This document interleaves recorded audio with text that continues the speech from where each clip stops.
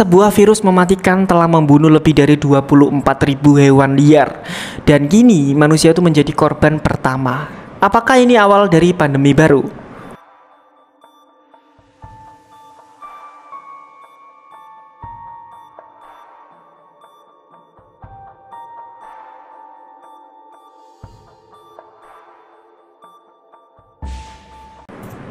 Halo semuanya, selamat datang di El Kasus dengan aku Bielsa. Gimana kabar kalian? Ya, semoga baik-baik aja sih ya. Dan hari ini aku mau ngasih satu berita tentang flu burung yang pernah berdampak besar di satu negara atau bahkan beberapa negara, dan bahkan virus ini juga membunuh banyak banget hewan-hewan yang sebelumnya nggak pernah terdampak oleh flu burung. Gimana ancaman dari flu burung ini, dan kira-kira apa antisipasi kita untuk menghindari flu burung ini? Subscribe channelku dan mari kita bahas.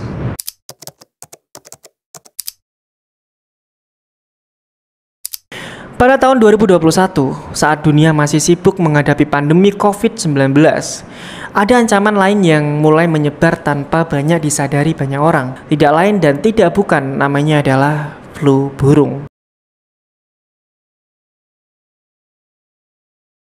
Virus H5N1 yang sebelumnya hanya menyerang unggas, kini tuh mulai menyebar secara agresif ke satwa liar.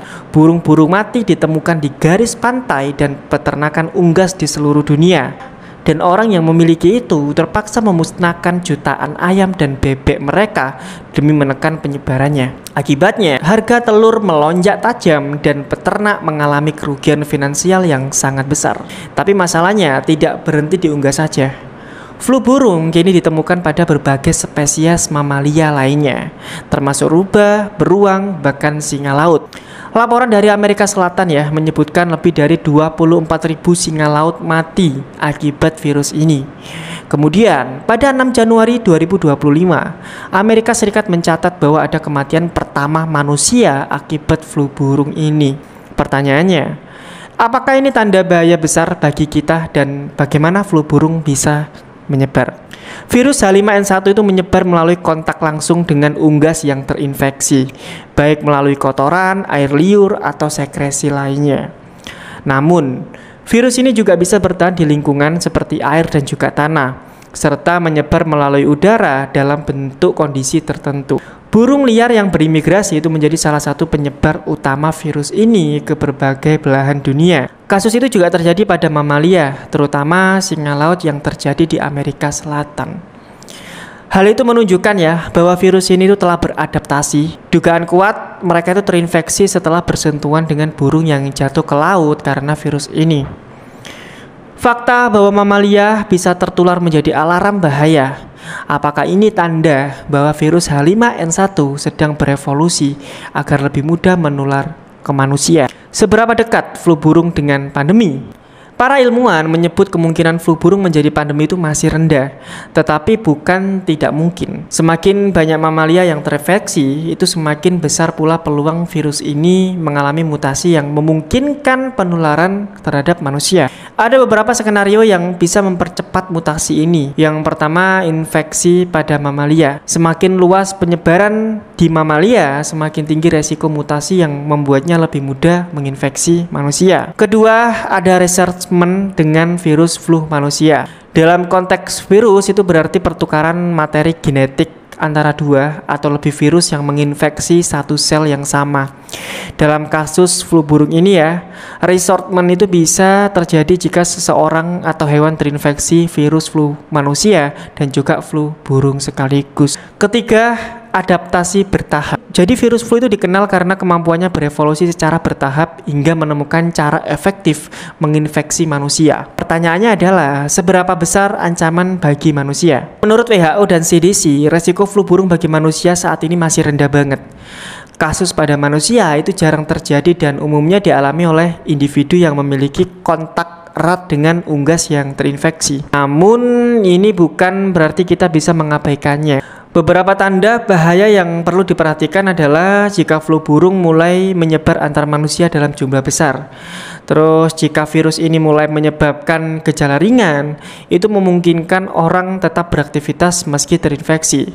Meskipun ancaman bagi manusia masih rendah, kewaspadaan tetap harus diperlukan.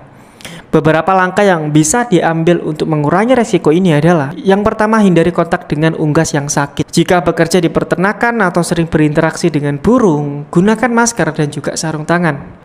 Kedua, masak produk unggas dengan baik. Jadi virus flu burung itu mati pada suhu tinggi gitu.